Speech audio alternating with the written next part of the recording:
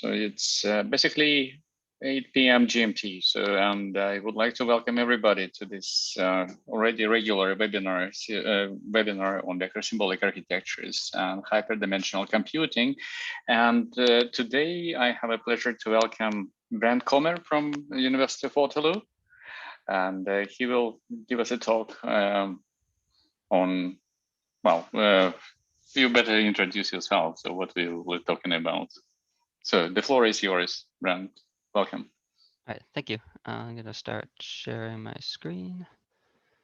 Let's see.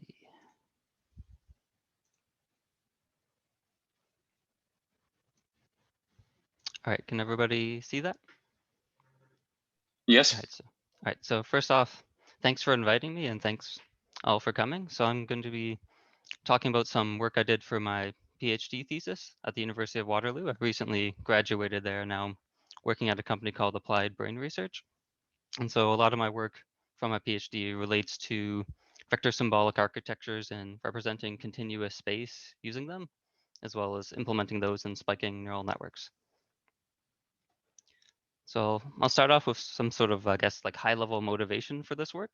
And this can be broadly divided into two main parts.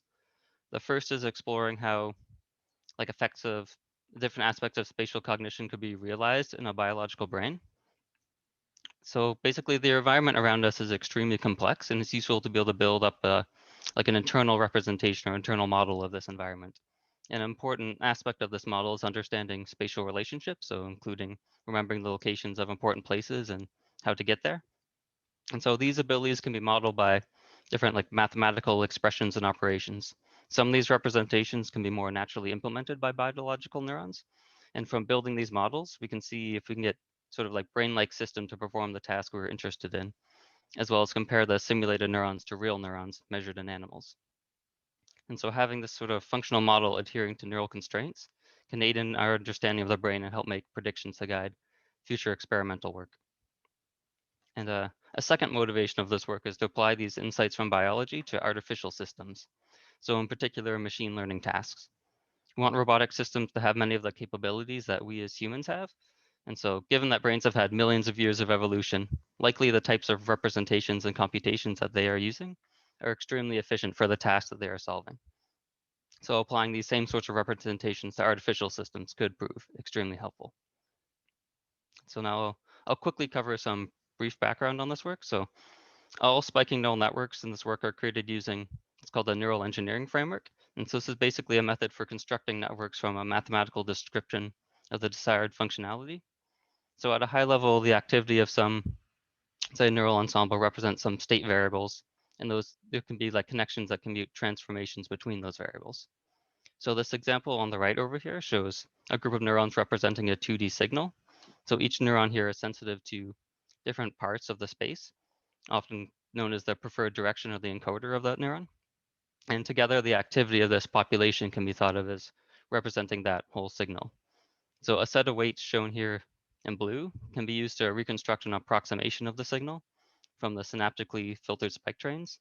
But alternatively, a different set of weights shown here in red can be used to construct some sort of transformation from the signal. So from the same population of neurons, you can get different transformations by just having different connection weights coming out of them.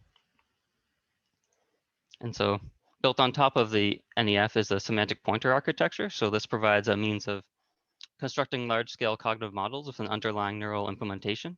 The SPA also includes a vector symbolic architecture that can be efficiently implemented in neurons. And so a key component of the SPA are what are called semantic pointers. So these are essentially high-dimensional vectors that represent concepts and allow symbol-like computation within a neural network. The high dimensionality allows these randomly chosen unit vectors to be dissimilar to one another in terms of dot product. And semantic pointers can be bound together to form new concepts using circular convolution or superimpose with other semantic pointers through addition.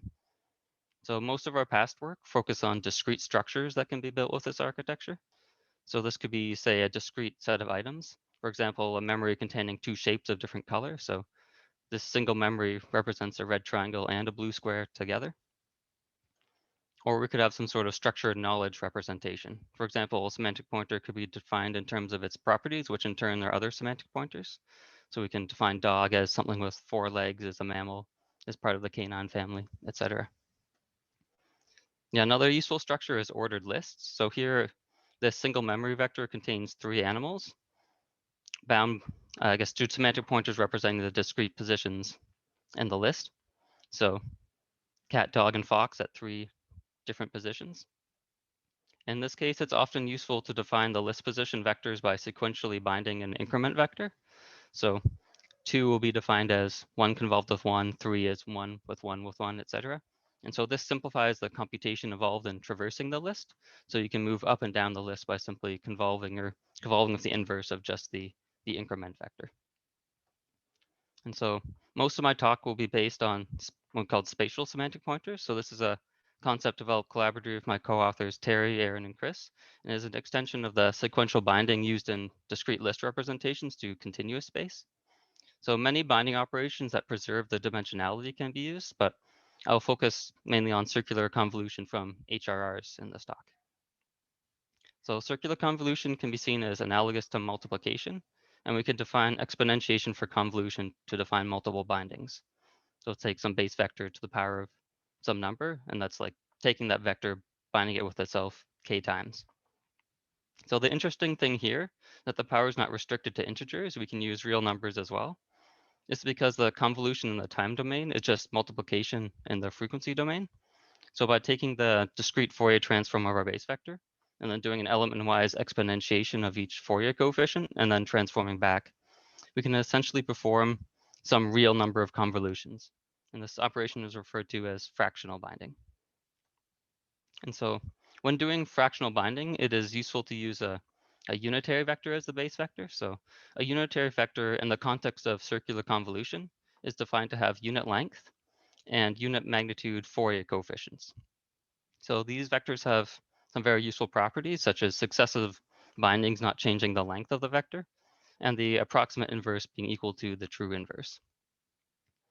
Yeah, so when using these unitary vectors, fractional binding has properties very analogous to the relationship between multiplication and exponentiation.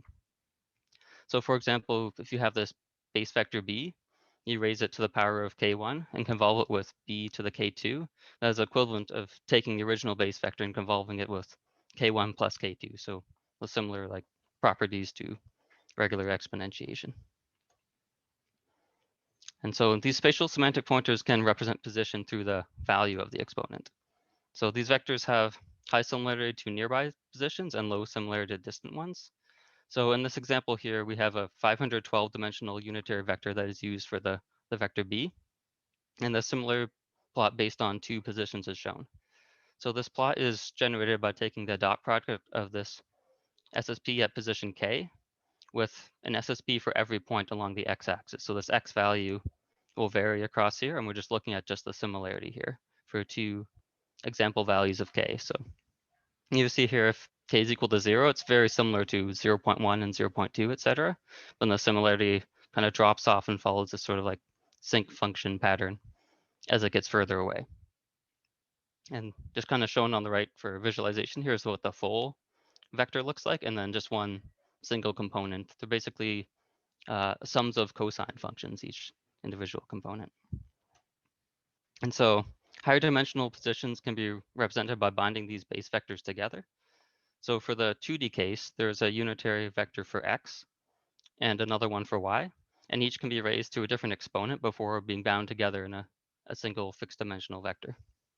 And so a useful way to visualize the contents of this SSP is through a heat map of the similarity to the grid of other location SSPs. And there'll be a maximum value at the location that is being represented. So I guess to be clear, each pixel in this image is this function down here. So the dot product of some particular point represented as an SSP, and then that particular pixel location. And so you get high similarity around this location, then it sort of like drops off and is like nearly orthogonal at all other locations. And so sort of with like standard VSAs, you can have multiple objects combined together in a single vector through summation. And the heat map for multiple encoded points will have a peak at every point. So in this case, if this object was the same, I guess, vector, and you just did that sort of like deconvolution to make the heat map, you'd see these 3 dots here. And so if you had, say, 3 objects, each of them is just an n-dimensional vector. The representation of position itself is still an n-dimensional vector, and then combining them together, you still have the same dimensionality. And so many useful operations can be performed with this type of memory, including shifting the items in memory, representing entire regions of space, and querying for an object or location. So for the querying example, it's sort of like standard VSA.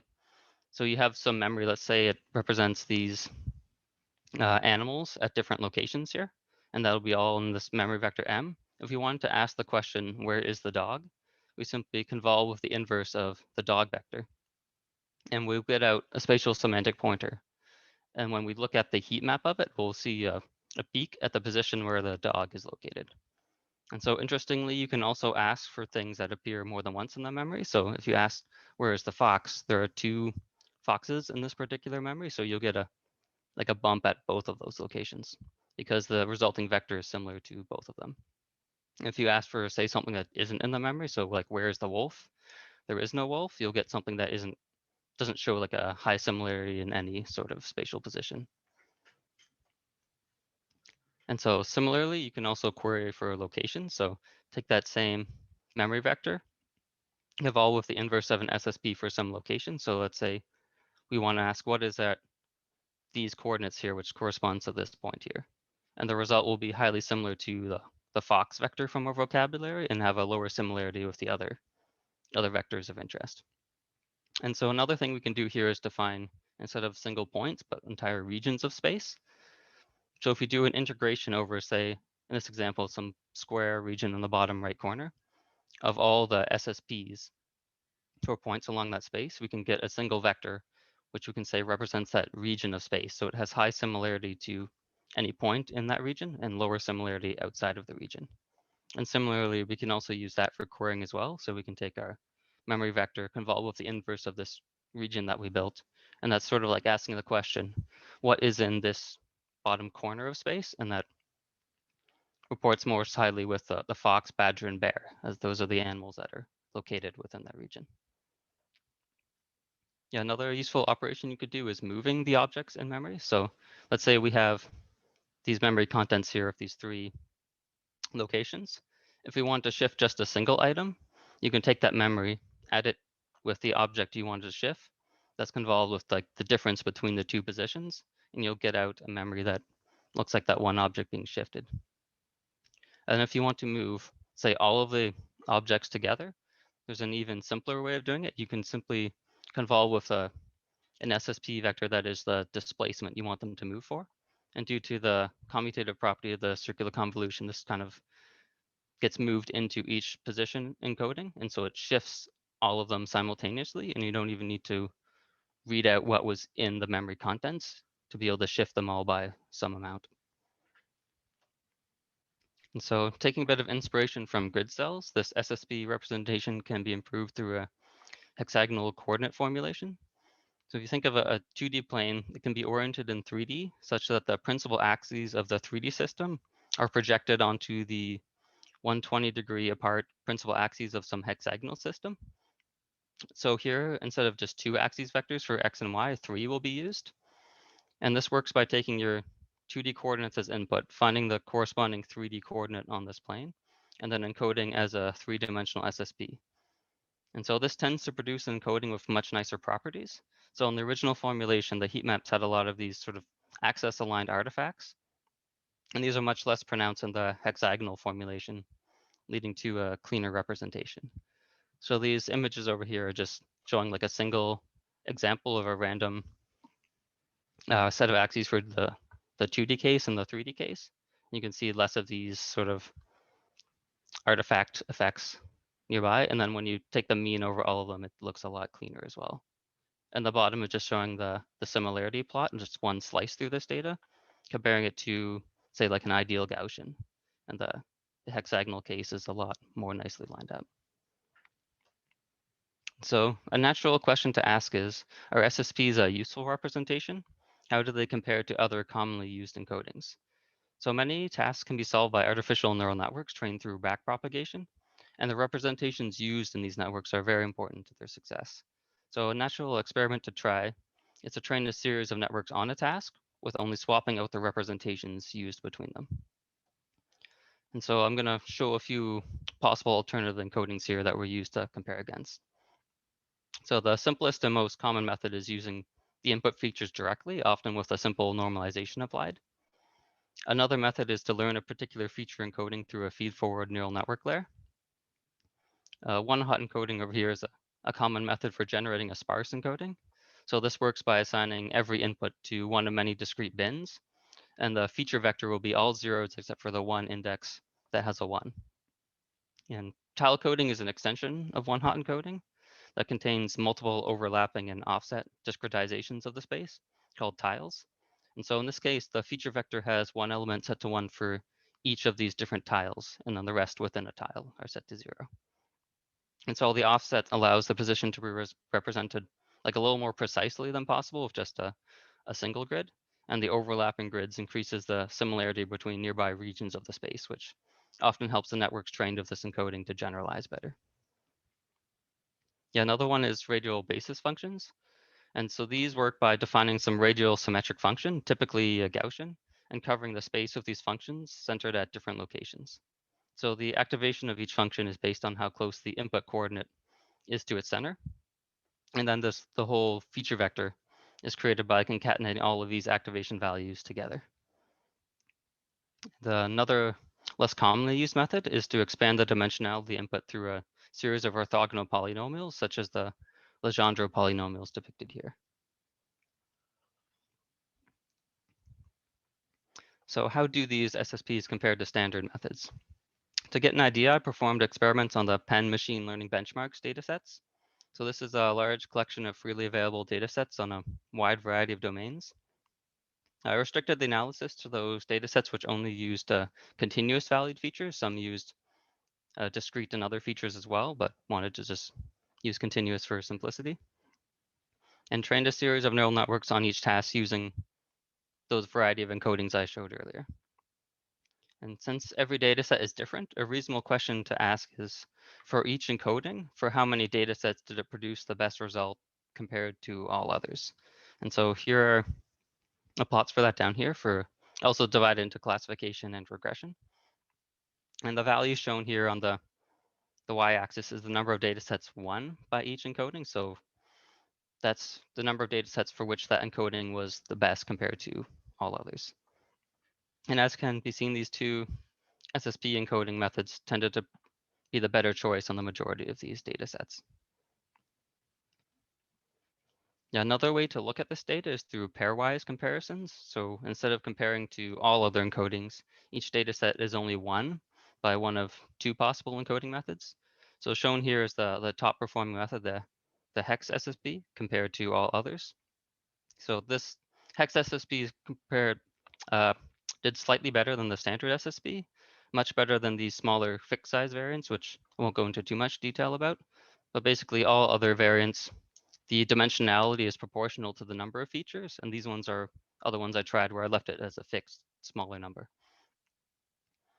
So one-on-one, hex SSP still outperforms all other methods on the majority of these data sets. Okay, now that we've seen that this is a promising encoding method, I'm going to dive a bit deeper into some of the properties of SSPs to get a better mathematical understanding of what is going on, starting with the shape of the space that they reside in. So SSPs are unitary vectors in the context of circular convolution. So this means that the circulant matrix formed by stacking shifted copies of these vectors together forms an orthonormal matrix. So here we're just going to look at 3 dimensions to simplify visualization. The unit length constraint is represented by this unit sphere here in blue.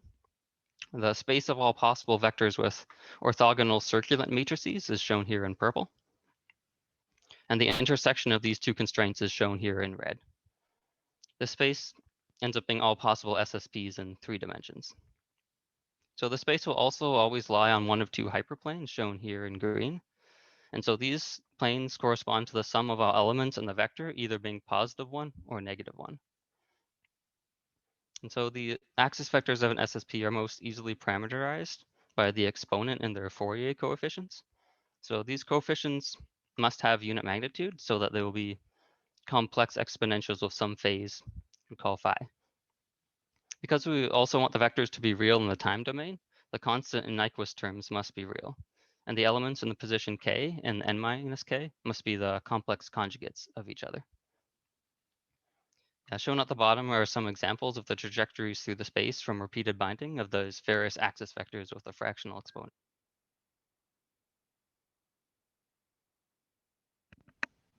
Oh, sorry, I think my headphones just died briefly there. Hopefully it's back. The two on the left have a constant term of +1, while the two on the right are -1.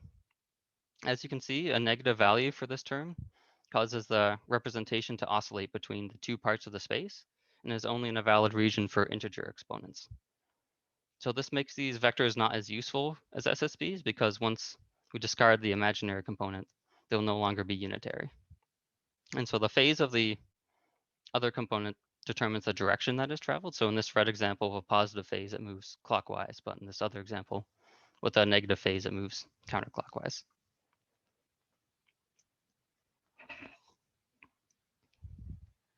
So the space of possible SSPs forms a torus of n-2 or n-1 divided by 2 rounded down dimensions. So this comes from the Cartesian product of that many circles with one for each phase parameter.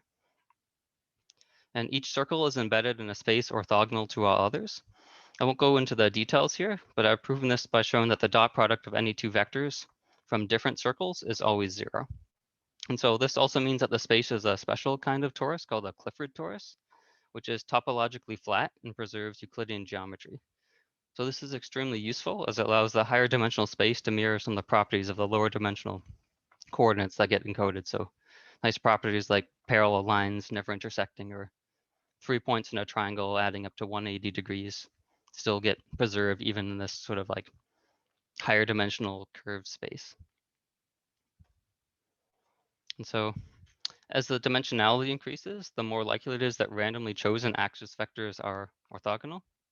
And also the distance required for the representation to repeat becomes larger. Because I guess that eventually any representation will repeat as you continually convolve along on again and again. But as it becomes larger, it becomes like effectively non-repeating in a sense. And so here's a few examples of heat maps here. For dimensionality of 7, it repeats pretty quickly. And then 16, it takes longer to exactly repeat. And then as you go up, it basically never repeats exactly. So the Fourier coefficients of the axis vectors can also be chosen to achieve a desired periodicity. So while in many cases you wouldn't want the representation to repeat, if you're representing something circular, such as say head direction, it can be useful to define the period explicitly. And so a mix of periodic and effectively non-periodic axes can be combined together, such as the conjunction of position and head direction. So if you choose these axis vectors completely randomly, you effectively won't get repeating, but you can also choose them in a more careful way to get whatever repetition or period you want. So within an SSB, there are sort of modules of different orientations and scales that can be created by subdividing up the space. So since the entire space is made up of these orthogonal circles, sets of these circles can be grouped together to form orthogonal tori. And the hexagonal coordinate transform can be applied to each like 3D torus you build with 3 circles to produce a 2D hexagonal torus. Then each of these tori can have unique orientations and scales and can be thought of sort of analogous to a grid cell module. So by changing these different parameters here, you can have different like orientations of this sort of hexagonal repetition and different scales as well. And so neurons with encoders aligned to the projection of a particular torus will have periodic firing fields based on its orientation and scale. So if they're aligned to a position on one torus, this will produce the sort of grid cell patterns over here, or different positions on that torus changing the phase. And if they're aligned to just one axis of one torus, they will produce band cell patterns, again with different positions changing the phase. And if they're aligned to a position on the actual full torus in the full space, they'll produce place cell-like activations, and then changing the position will change basically the location of this place field. And so I guess I should explain how these plots over here work. So this is some simulated agent running around at a square box. And the gray is the trajectory of the agent. And then the red is a particular neuron where that neuron fired. And so this is showing 9 different neurons of the same neural population and showing, I guess, displaying the grid cell, band cell, place cell, like activations you can get from those neurons representing position. And so an interesting thing is neurons with encoders aligned to a particular subtorus can have different phases, but cannot have a different set of orientations or scales. That's just based on the structure of the SSP itself. And so this is consistent with the observed data from grid cell modules from rodents, where within one module you see different neurons with different phase offsets, but not different scales within that same module. So one thing I'm interested in is creating functional neural models using this representation.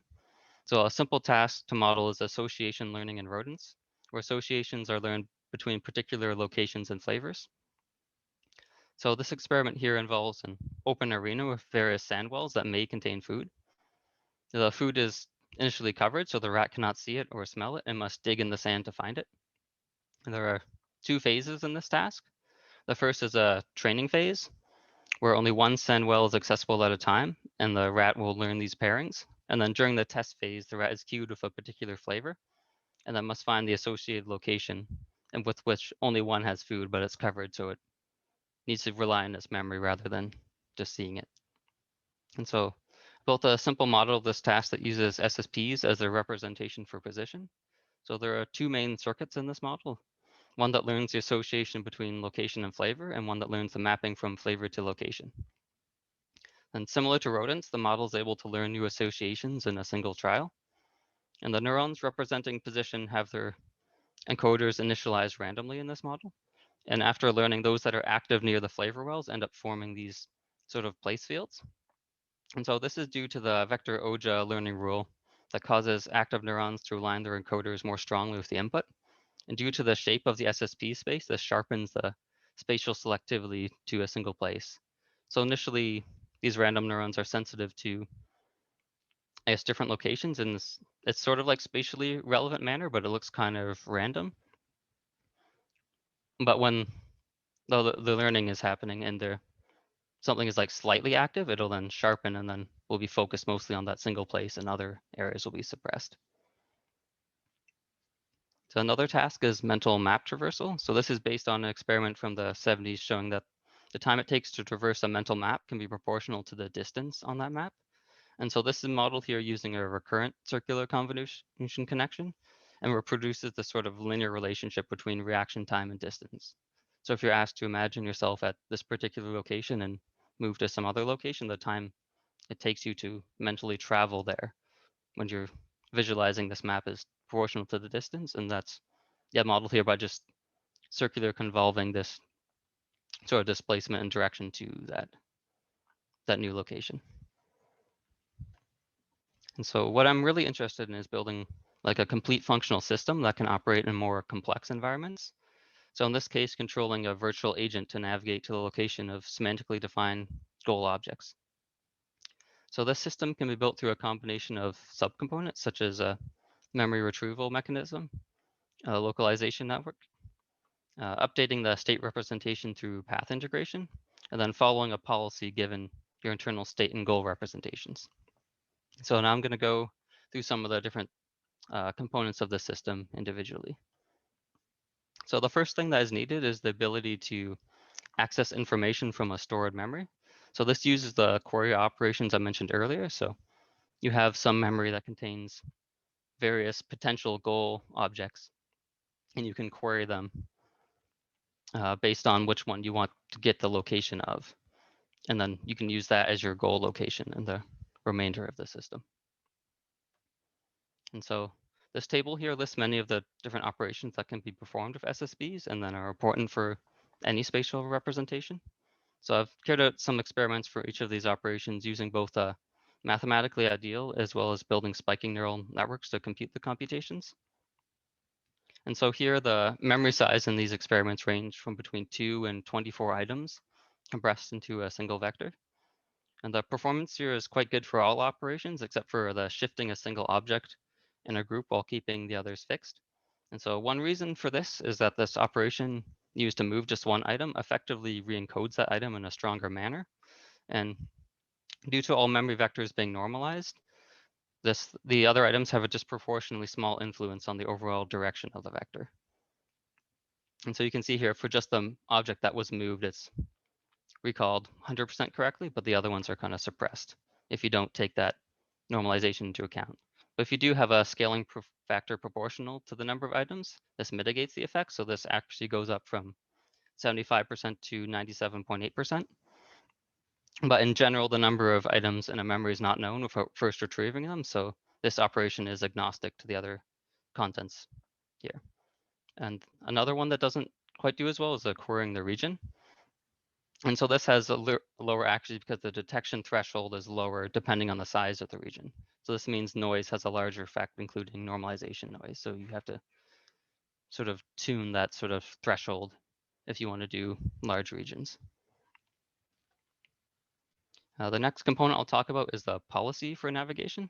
So the policy is a neural network with one or more hidden layers that computes the direction to move based on the current location, the goal location, and a context signal unique to each environment. And so that's applied on these sort of like 2D maze navigation tasks. Since an optimal policy can be computed for a given goal on each maze, this network can be trained quickly using supervised learning.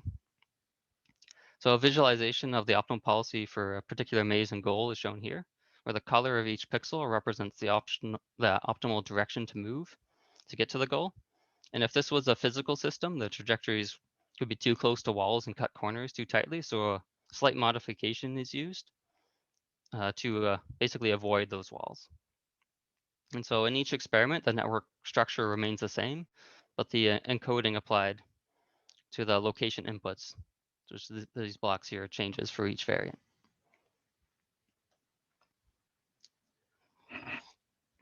So results on this task for a variety of different encoding methods are shown here. So the SSP methods tend to perform very well, with the Hex SSP doing the best overall. On the right is a visualization of some of the policies for a few of the encodings on one maze with one particular goal. So the top three encodings are all qualitatively similar and learn the general structure of the maze. And it's interesting to note that the learned encoding has difficulty learning the shape of the maze, with regions of action values kind of sort of like bleeding through the walls. And the orthogonality provided by the other encodings allows them to learn this more easily. And so for this task, the performance of the RBF method is quite similar to the SSPs. And the next slide will show how this gap widens on a more difficult version of the task.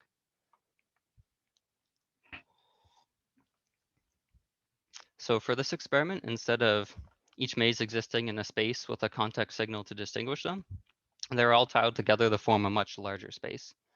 So shown in this plot are the results for a 5x5 and 10x10 tiling of these mazes. And so networks trained with the SSP encoding show strong performance on this much more difficult task, while these other encodings start to struggle. The next experiment here takes a look at how the structure of the SSP affects performance. So the parameter varied here is the dimensionality of the partitions of space into these subtoroids. So for example, 1 here would be just independent circles, 2 would be square tori, 3 would be hexagonal tori, then octagonal, et cetera, et cetera. And so each of these toroids has its own orientation and scale parameter chosen uniformly at random for this experiment. And the division into the hexagonal toroids ended up performing the best. And so there's evidence that the grid structure used in the brain is optimal for encoding 2D space. So it's kind of nice to see that the same sort of structure is the most helpful for this artificial neural network task. So one possible reason for the success of this encoding is the ease at which useful features can be learned with very few layers. So essentially all a standard neural network layer is doing is a series of thresholded dot products, where each row of the weight matrix performs a dot product with the input values. And then a bias and nonlinearity is added to create a threshold. So if you take this example here, this row of weights here could represent, say, this region here. So like anywhere in this hallway. If it's set to that region vector, if you're anywhere in the hallway, it'll be a high dot product with your input and then this value will be, I guess, have a higher activation. And similarly, say these rows of the weight matrix could represent is the goal at this location or that location. And from just like one layer, you can get that kind of feature information. And then a single layer after that, you can sort of get the action information. So if you're in, doesn't matter where you are in this hallway, if you want to go to this goal, you want to move to the right. If you wanted this goal, you want to go to the left. And so you can have these sort of complex features and very few layers. And the different, I guess, the bias is sort of where you put the threshold for cutting off this similarity function. And then the different activation functions sort of change how that is interpreted in the next layer. So some that have like saturated activation functions, such as like step or lift rate, you get kind of like an indicator function of whether that feature is true or not. Well, something like the Rayleigh, there's also some extra scaling you would need as well. And so taking a look at the train networks, we can see these kind of features emerging for this task. So here's an example looking at the average activations of 2 neurons across 5 different environments. So in this case, there's the 5 environments here and then 2 particular neurons. And so this one, if you look at the activation, it seems to be active towards sort of like vertical hallways on the right side of the map. If you kind of squint at it, it's sort of like that's where it's most focused on. And then this neuron here seems to be active sort of like under, like just under a barrier at different points where you can move to the left and right of that barrier. And so you can kind of see these sort of like almost boundary cell like activations for some of these neurons when you look at the activations of the train network. The next component I'll talk about is the localization system. So the task here is given a series of sensor measurements, estimate the location of the agent, and the output is given in the high dimensional encoded space. So all the continuous encoding methods perform similarly well on this task. And shown on the right is a visualization of the performance, in this case for a spiking SSP network doing the task. So every dot here is colored with a gradient based on the true location, but located at the predicted location. So as can be seen from the consistency in the gradient in the bottom row, the predictions are relatively close to the true locations. So if the predictions were way off, you wouldn't quite see this clear gradient. So they're like sort of biased towards like the centers of the hallways in a sense, like they're not getting the edges as well, but it's still in the rough kind of area. Another useful ability is path integration. So this is defined as updating a position representation based on self-motion inputs. So a recurrent neural network is used here for this task where a 2D velocity signal is fed to the network every time step, and the high dimensional position representation is learned from the hidden state of this RNN. And so one nice property of SSPs is the exact update of the high dimensional representation based on the velocity input is actually known. It's just circular convolution with the velocity represented as an SSP. So typically neural networks are used to approximate some unknown function, but if the exact function is known, it's much more effective to just use it directly. So shown on the right, our results are a variety of encodings trained with an RNN, as well as an SSP using the circular convolution update instead, which is this one right here.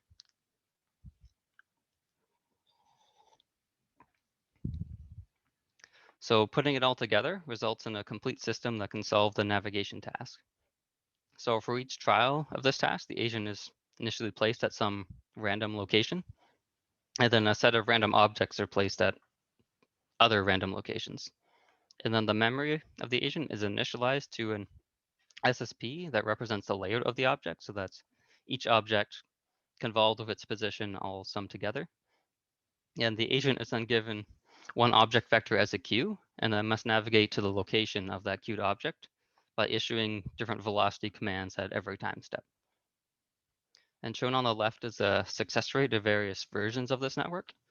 And on the right is an example of some of the trajectories of the agent given particular goals. So in this case, if the agent was given the watermelon as a goal, these green lines are some of the trajectories that it took to get there from starting from this location.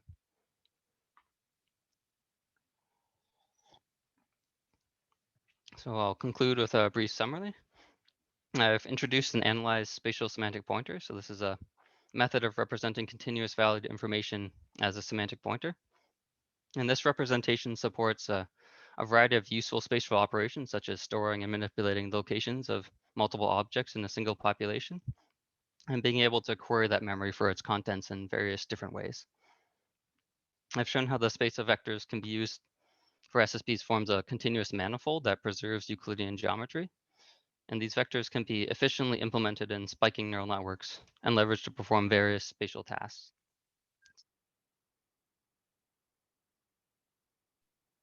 My headphones keep dying on me, sorry. This dramatically improves the capability of models using the semantic pointer architecture that captures these various aspects of spatial cognition. The individual neurons themselves can very naturally display these different firing patterns, similar to like band cells, grid cells, or place cells. And the SSP representation is also very useful for artificial neural networks. So there are many nice properties, such as no explicit bounds required on the input, and the feature space is also bounded to the range typically desired for a neural network, such as between -1 and 1. And so SSP showed improved performance over other encoding methods on a navigation task and can be used to perform the same task in an entirely spiking network.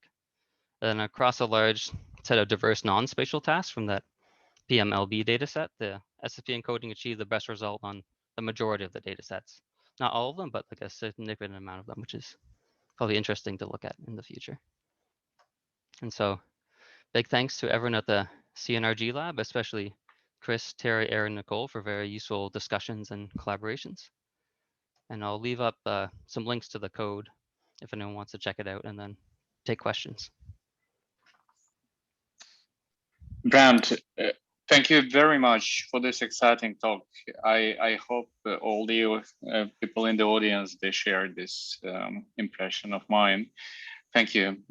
So I open the floor for questions. So please unmute yourself and speak up. Actually, I have a question. So Brent, thanks for a great talk. I have a question and a comment actually. And so my question is, in the fractional binding, you can basically, have a coefficient in front of the exponent to actually determine the width of the similarity. Did you learn this, or is this something you choose by hand in the applications you showed? Yeah. So there's. Sorry. I will just finish with my comment, and then my comment is that concerning the hippocampus model that you presented. We had actually also a hippocampus model a few years back using fractional binding. I will just copy the reference in the chat. You might want to cite. But yeah, back to the question. Yeah. So yeah, I kind of skimmed over this a bit, but like there's multiple ways you can do it. So one sort of standard way is just to choose them randomly between, say, like -pi and +pi. Or you can add some like structure into the mix as well. So if you know there's particular scales you're interested in, you could choose a distribution of scales differently. You can also, I didn't go over this here, but you can learn them in like a standard neural network sense using back propagation. Like there's a simple derivative update rule you can compute for basically learning what those exponent values should be based on your data. And so they'll like update them over time with backprop as well. And did you do that? Yeah. Yeah. I didn't. And go into the details of which ones did. Sorry. Did you also learn? I mean, you said that you showed how you can actually choose whether the encoding is periodic or not. Is there also something to learn that? Did you also learn that? I didn't explicitly try learning different periods, no, but I'm sure that could be done. Thank you. More questions, please?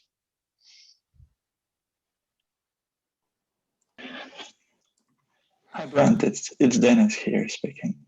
I wonder where you are right now with this. I mean, you've presented lots of impressive results. Where are you going with this? Are you doing any future work, or is it like sharply done once you're done with your PhD?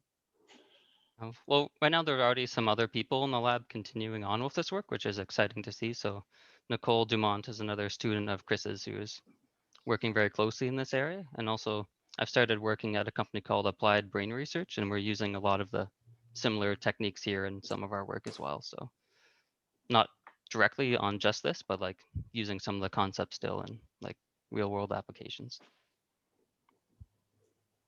Thanks. I have a question. You bind the location with the object, Mhm. and you find hyperdimensional vectors that represent the location and the object. When you say object, you mean the pixels or features that you extract from this? Yeah, so by object, I mean another, I guess, element of the VSA. So some random vector or a chosen vector from some vocabulary. And so you could map from the pixels to this object or have some sort of mapping to it. But it's another object of equal dimensionality to the Okay, but you position. get that from the pixels. In my experiments, I don't. So my experiments, well, I guess kind of. So for the localization one, I have a network that sees, I guess, distance measurements and color, and then it learns to map that to like a position. But yeah, you can do it in any way you want. I didn't go into too much detail with directly from pixel to object. Okay. Thank you.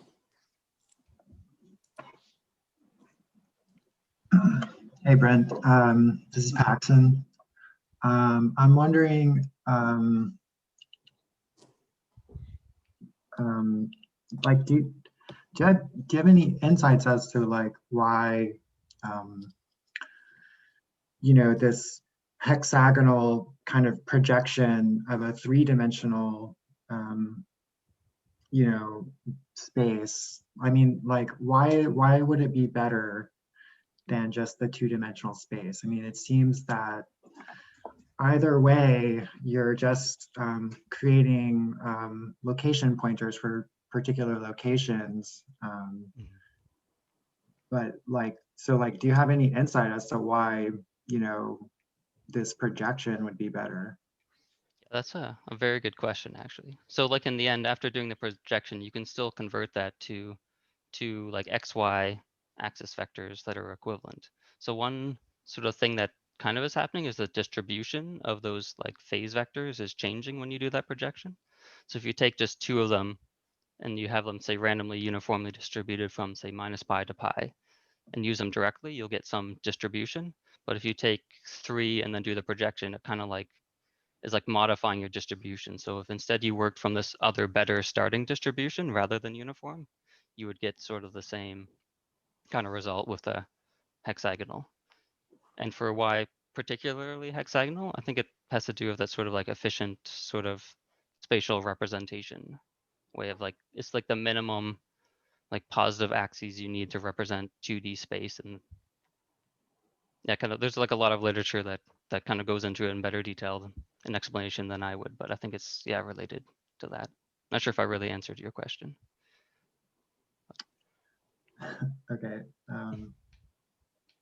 The other question I had was, do you have, I mean, how do you actually implement the operation with the spiking neural networks? Yeah, so we use the neural engineering framework to do this. So like you have all the same concepts there of like representing some vector with some population of neurons, choosing the encoders and like the intercepts and maximum rates and sort of things like that.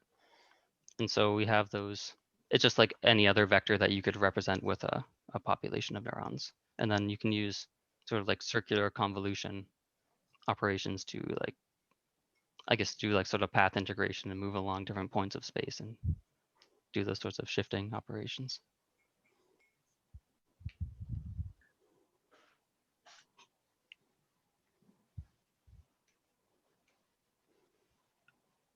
So I guess my answer is like nothing special beyond like the standard tools of neural engineering framework and the SVA.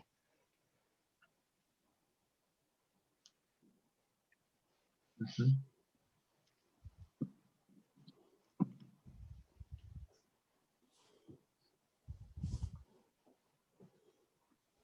more questions? Hello, maybe Jair, you here? Have you tried your various encoding techniques also with standard neural networks tasks? Yep. Yeah. So that's what I mentioned. Yeah, kind of briefly went over, but the PMLB data sets are just like standard neural network data sets, and I just use standard neural networks for those tasks. So that wasn't with spiking neurons or anything for those tasks. It was just you have some like inputs, you have your encoding, which in this case was either an SSP or RBF or the coordinates directly, etc. And then learning through backprop to solve the task. Thank you.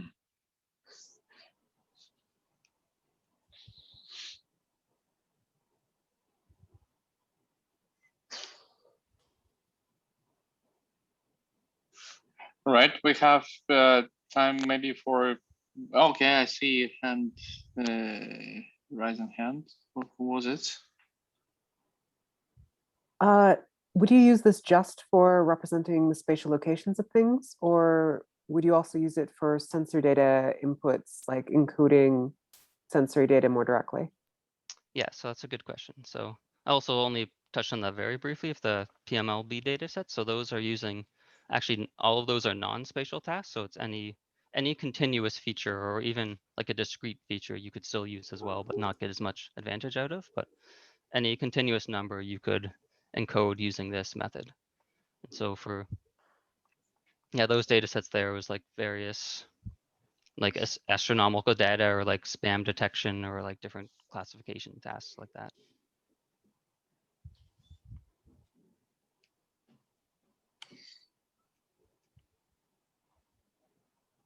Mm-hmm.